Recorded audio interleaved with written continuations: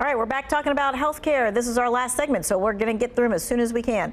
I turned 65 this August. I'm currently on ACA. How do I make the switch to Medicare? Plus, how do I add a supplemental policy to cover the costs that Medicare does not cover? So as far as getting on Medicare itself, you need to call Social Security and let them know you're turning 65 and that you want to apply for Medicare, and they'll get you signed up for that. And then as far as getting insurance, whether it's a Medicare supplement or whether it's Medicare Advantage, the best way to do that is go through an insurance professional, and they can help guide you on what might be best for you. You can also go online. You can go to Medicare.gov and look at different plans there. So a lot of ways to do that, but the insurance coverage, you're going to have to go at least through a company or online to look at something. Catherine, you say that it's very important for people to be checking their statements from Medicare? Absolutely. So every month or to 3 months, you will get a statement from Medicare showing what they have paid on your behalf. And it's important just to understand where that is, especially as things like prescription drug coverage is changing right now, so that you'll have an idea of where you are in your deductible process. Okay. This question just came in, Laura. What is the website again to compare health costs for regular health insurance, the ACA?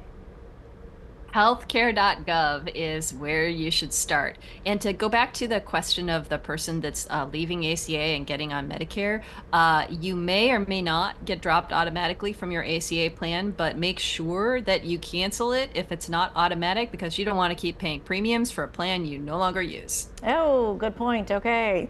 All right, Steve, this person says, I only have Medicare Part A. When I first retired, I canceled Part B. I'm now 80 years old and a veteran. Are there options for me? So there may be options. One option is that you can call Social Security and tell them that you want to turn Medicare B back on.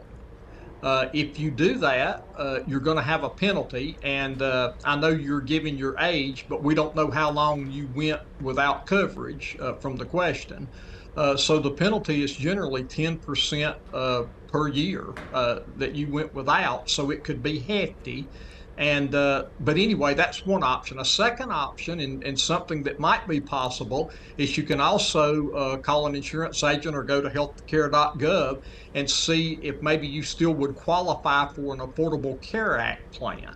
Okay. You might be able to qualify there and still be able to get subsidy there to help you pay the premium. So that might be a second option. And you may be eligible for VA health care. So if you have any kind of service-connected relationship with your veteran status, so you may want to call the VA or look at their health benefits, find your eligibility documents proving that you were in the military, and call them. Okay, this person's asking, is a Medicare PPO the same as an Advantage plan?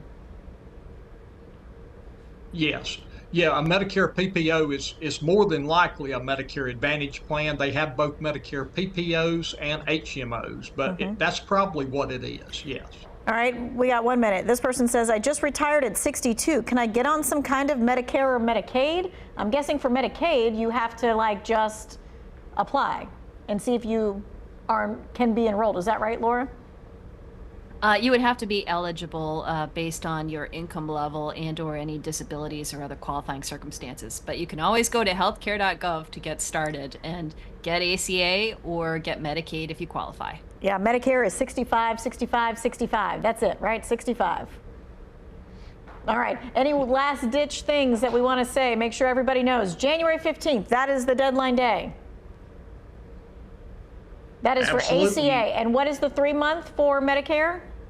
Okay, open enrollment for Medicare runs January 1 to March 31, so it gives you an opportunity to change plans. Okay. So, yeah. That's it. As always, we had 1,000 more questions that we could have done. So we appreciate your time and your expertise, and we will have them on again so we can get your questions answered.